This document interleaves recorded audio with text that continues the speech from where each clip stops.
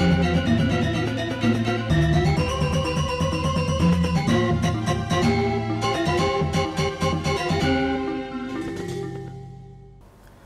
Swastiastu, pemirsa Bali TV, dimanapun Anda berada, kembali saya Nyoman Winata, Redaktur Pelaksana Harian Bali Pos, menjumpai Anda dalam Bali Pos Talk. Dan kali ini kita masih membahas tentang persoalan nasib desa adat kita yang kemarin sedikit agak mendapat catatan karena ada band desa adat yang OTT operasi tangkap tangan oleh kejaksaan karena dugaan kasus pemerasan.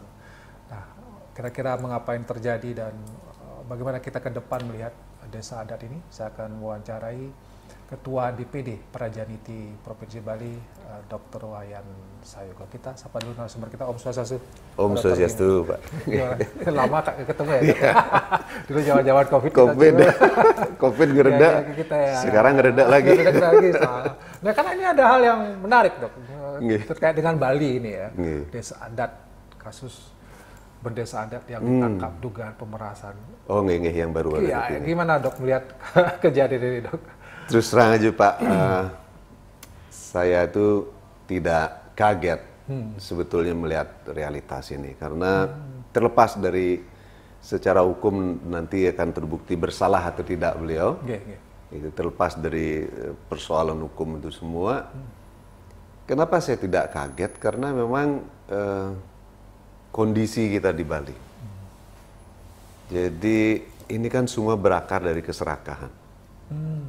Kalau kasus-kasus seperti ini semua berakar dari suatu keinginan yang tidak terkendali, yang tidak pada tempatnya. Kalau kita orang Bali betul-betul memahami antara kebutuhan dan keinginan itu, tidak akan sampai terjadi kasus-kasus seperti ini. Jadi kebutuhan kita hanya sebatas apa gitu. Nah, keinginan ini yang tidak terbatas. Nah, inilah yang menyebabkan timbulnya berbagai gejolak, termasuk di rumah tangga kita. Pak bisa lihat konflik di rumah tangga di Bali ini tinggi sekali. Ribut antara kakak, adik, suami, istri, kemudian menantu, mertua, entah apa yang diributkan. Semua ini berawal dari pikiran yang kacau itu. Emosi yang kacau itu. Sakit sedikit dan lain sebagainya sudah berpikir tetangga atau adiknya yang nyakitin ini. Semua cara berpikir enggak.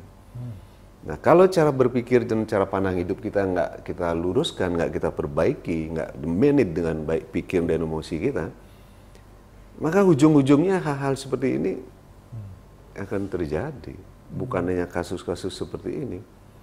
Banyak sudah di Bali ini, sudah sering kita cerita dan ngobrol, tidak oke-oke saja. Tidak baik-baik saja. Iya, walaupun mendapat penghargaan dari mana-mana kan, ada award internasional ini. Iya. Kalau kita mau jujur melihat realitas yang ada ini, Bali is not oke-oke itu. Coba lingkungan misalnya, kita setiap hari para pejabat atau tokoh-tokoh bicara tentang trite karana dan lain sebagainya kan. Terus aturan-aturan kita juga landasnya trite karana. Tapi untuk ngurus sampah aja kita nggak becus. Betul. Sampai sampah harus tertahan di lingkungan-lingkungan lain sebagainya karena di TPA tutup sudah, kepenuhan dan lain sebagainya. Itu. Nah, kalau kita makan saja tapi kita nggak tahu bagaimana harus buang besoknya, makan itu juga akan menjadi batu dan jadi penyakit. Itu juga sampah ini. Iya itu. Tapi saya tertarik dengan kata keserakahan itu, Dok. Dan apakah ini juga merambat ke, mohon maaf, ke desa-desa adat, ke penjuru-penjuru adat, termasuk desa adat ini. Kemudian mereka membuat dia jadi kasus. Iya. Ya, ada kerakusan, ada keserakahan di sana, Dok, juga. Iya, dan kita juga sudah tahu ya bahwa hal-hal yang bersifat negatif, ya, yang tidak menunjang kesadaran hidup kita, tidak menunjang kebahagiaan dan kesehatan kita, itu lebih mudah menular, Pak. Betul. Daripada hal-hal yang baik gitu. Hal-hal yang baik. Hal yang baik. Coba Pak misalnya jadi pemimpin, masyarakatnya misalnya di sana suka judi, tajan dan lain sebagainya. Pak mau tajan di sana, datang ke sana, Pak pasti disukai. Tapi begitu Pak menjaga jarak dengan tajan atau dengan minuman dan lain sebagainya, Pak akan dicibirin. Ya, Akan dicibirin. Tapi sebagai pemimpin harus berani sendiri dan mengambil sikap yang berbeda. Demi apa? Demi dharma, demi kebaikan semua, demi masa depan. Jadi seorang pemimpin harus punya sikap dan visi yang jauh ke depan. Sangat barangkali pada saat ini dia nggak bisa menyaksikan perubahan-perubahan yang terjadi, tapi anak cucu kita itu akan melihat fondasi yang kuat yang dibangun di atas Bali ini seperti apa. Bukan ikut-ikutan mainstream aja, mainstream itu tidak selalu betul, dan memang perubahan-perubahan itu harus dimulai dari sendiri-sendiri. Sendiri dan juga termasuk pemimpin ya, Dok. Pemimpinnya. Termasuk pemimpin di adat ini ya. Iya, jangan hanya beriak-beriuk gini gitu terus, tapi ya seperti ini. Ya. Tapi kalau kita melihat apakah ini bagian dari kita sempat mendengar bahwa desa adat itu diakui secara hukum, kemudian diperkuat posisinya bahkan melalui perda, kemudian juga politik yang elektoral, demokrasi dan segala macam. Apakah ini juga membuat desa-desa adat di Bali termasuk pemimpin-pemimpin di desa adat ini terseret menjadi merasa diri kuat, kemudian juga merasa diri dibutuhkan terkait dengan sistem demokrasi kita? Apapun kehidupan itu memang terkait dengan politik, itu nggak bisa kita pisahkan. Tapi ketika politik itu begitu overdosis terhadap desa adat, nah ini yang akan merusak. Ini yang akan merusak. Dan sekali kerusakan tidak kita sadari, sekali ketidakberesan itu kita biarkan, nah ini akan terus beranak pinak. Akan makin membesar, akan kita membiarkan terus itu terjadi, sehingga kita nggak sadar ini suatu lingkungan yang sudah rusak, sudah mengelilingi kita. Karena itu di awal itu sebenarnya sudah begitu intervensi politik, bahkan overdosis. Calon bendesa harus mendapat dukungan dari partai politik, calon kepala desa, terus calon kepala dinas harus mendapat dukungan dari waduh ini udah overdosis. Sesuatu yang sudah overdosis dan lain sebagainya pasti akan menjadi penyakit. Cepat atau lambat, mungkin sekarang, zamannya sekarang akan makin cepat ini. Dan ini bahayanya ketika istilahnya ini kita melupakan hal-hal yang fundamental, hal-hal yang dasar. Tentang peran desa adat kita, Banjar adat kita. Betapa guyubnya kita, gotong royong dan lain sebagainya. Begitu mudah kita menggerakkan organisasi Banjar, organisasi desa adat, itu sudah bagus sekali. Tapi harus diisi dengan satu kualitas-kualitas hidup yang betul-betul menjamin masa depan anak cucu ini hidup dalam keharmonisan dan kedamaian. Lingkungannya terutama dan lain sebagainya. Orang-orang sekitarnya, terus pemimpinnya, bendesanya, sampai ke level yang tertinggi dia mendapat suatu pencerahan-pencerahan terus. Kalau generasi muda kita mendapat pencerahan-pencerahan lewat satu cara-cara hidup yang negatif, mereka akan rusak.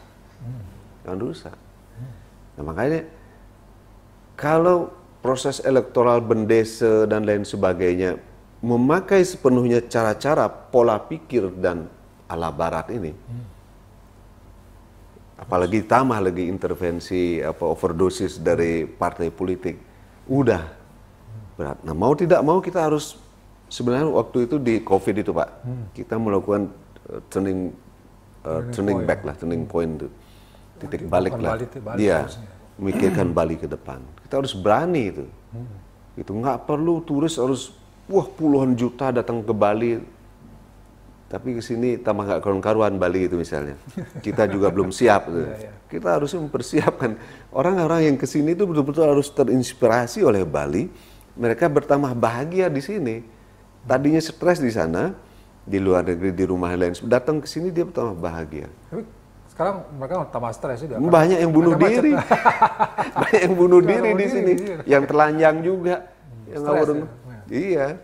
Nah ini kan kita harus, kita harus introspeksi melihat secara jujur bagaimana kondisi kita di Bali. Baik, kalau gitu kita bicara tentang bagaimana penyelamatan desa adat ini, karena kan kita harus mau tidak mau harus mengakui kasus seperti ini membuat desa adat kan agak tercoreng ya, Dok ya. Apa yang mesti kita lakukan untuk menyelamatkan desa adat ke depan? Terus terang saja kita tetap harus mengambil sikap yang optimis.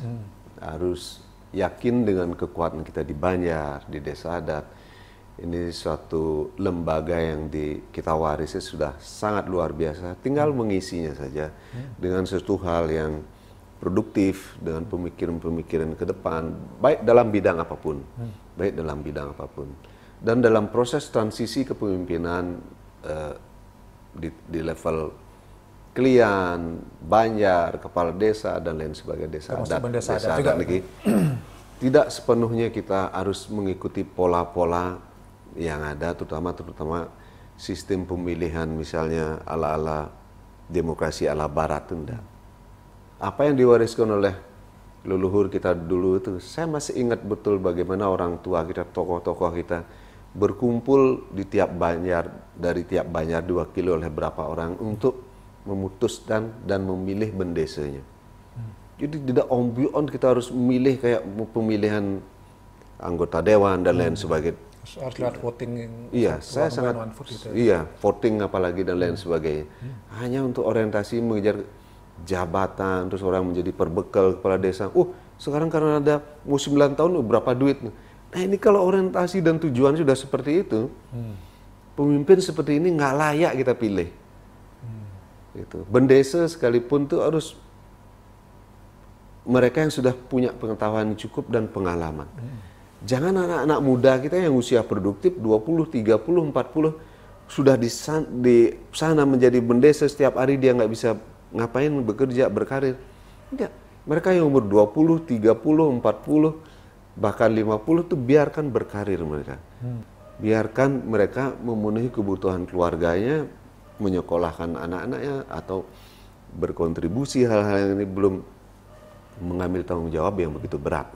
Tapi begitu di atas 50, mereka sudah punya cukup pengalaman, cukup sabar, terus tahu mana tepat dan tidak tepat, mana yang baik dan tidak baik.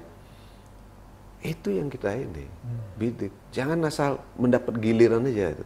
Oh ya nak senten anu deh, senten dari apa ya bejana ditunjuk. Jadi Klian. Iya. Bahkan ada yang meminta dirinya supaya ditunjuk menjadi pejabat adat. Ada tuh saya dengar. Dan saya dengar langsung dari teman-teman dekat istilahnya itu. Minta karena dia gagal menjadi ini, gagal menjadi itu, terus dia minta. Gagal jadi anggota dewan, jadi macam-macam. Politik, ya pengennya jadi bendesa. Pokoknya minta lah dia jadi pejabat desa itu. Akhirnya apa?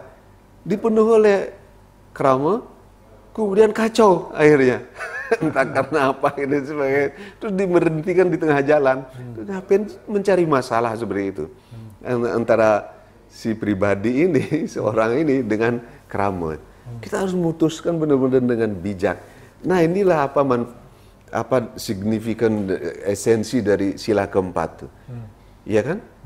Hikmat kebijaksanaan itu betul-betul sesuatu yang lahir dari sikap yang bijak, maka itu akan menjadi satu kebijaksanaan yang bisa diteladani nanti ke depan. Dan mungkin desa adat ini harus betul-betul dikelola dengan konsep yang mengedepankan dharma tadi Dok mengatakan itu, dan juga Trihita Karana atau apalah namanya yang berdasarkan atas konsep Hindu juga, Dok. Dikembalikan ke sana ya, bukan dipolitisasi, bukan dengan kepentingan politik gitu. Betul. Itu semua sudah ada itu di aturan di Perda, kemudian aturan di tingkat pemerintah, di keputusan kementerian, kemudian di undang-undang itu walaupun bahasanya berbeda gitu. Jadi jangan semua ini hanya menjadi teori kosong di atas kertas kosong. Kita tuh kan kalau di Bali ini kan Pak menyinggung soal dharma tadi. Dharma ini kan dia yang berpegang teguh pada kebenaran. Akan dilindungi oleh kebenaran. Tapi dia yang menyembunyikan kebenaran sama dengan penjahat gitu. Itu. Nah ini dalam konteks aplikasinya kan Trihita Karana tadi dan lain sebagainya. Kalau dia sudah berpegang teguh pada kebenaran, maka apapun itu nggak perlu takut, nggak perlu ragu, jalan terus. Gitu. Oke, sebagai closing statement, Dokter, saya juga silakan mungkin penekanan kepada para pendeta adat, kepada pemerintah, masyarakat, kerama adat Bali tentang bagaimana kita menyelamatkan desa adat ke depan. Oke, terima kasih Pak. Mungkin bukan berupa saran atau apa, tapi apapun yang terjadi belakangan di Bali, berbagai macam persoalan kita semua jangan berkecil hati, jangan pesimis menghadapi situasi kondisi yang ada, stressful yang demikian tinggi di Bali, bunuh diri dan lain sebagainya, persoalan lingkungan, sampah dan sebagainya. Degradasi anak-anak muda dan lain, banyak persoalan, tapi kita tetap harus memiliki keyakinan dan kemantapan diri. Tapi seiring itu kita harus siap berbenah, dari kita di keluarga, kemudian di Banjar, kemudian di desa, sehingga keharmonisan, kedamaian, guyub, sapa, senyum itu muncul betul-betul dari hati, dari dalam. Bukan sesuatu yang diwajib-wajibkan. Kita hadir dalam kegiatan-kegiatan kita di desa, di Banjar, dan betul-betul karena kesadaran. Bukan karena diwajib-wajibkan atau dipaksa atau sekedar hadir saja, tidak. Nah inilah, kalau kesadaran itu sudah muncul dari dalam diri kita, baik dari keluarga maupun level pemimpin tertinggi di Bali, saya yakin Bali ini akan menuju ke arah yang lebih mulia dan hidup penuh kedamaian dan keharmonisan satu sama lain. Dan kalau sudah demikian, maka Bali ini kan harum dengan sendirinya. Tidak perlu mengeluarkan biaya triliunan atau miliar untuk promosi dan lain sebagainya. Mereka akan datang. Seperti misalnya kumbang itu kan datang, begitu dia mencium bau harum bunga dan lain sebagainya. Demikian Pak. Baik. Terima kasih. Om Santi. Santi. Terima kasih Dr. Wayan Sayego atas pencerahannya dan memberikan kita gambaran tentang bagaimana sebaiknya Bali tidak baik-baik saja itu Dok ya. Kita harus kembali ke tulus, jalan dharma, kebaikan. Demikian Bali Post Talk kali ini, saya ucapkan terima kasih atas perhatian Anda. Saya tutup dengan Om Santi. Om Santi. Om Santi. Terima kasih, sampai jumpa.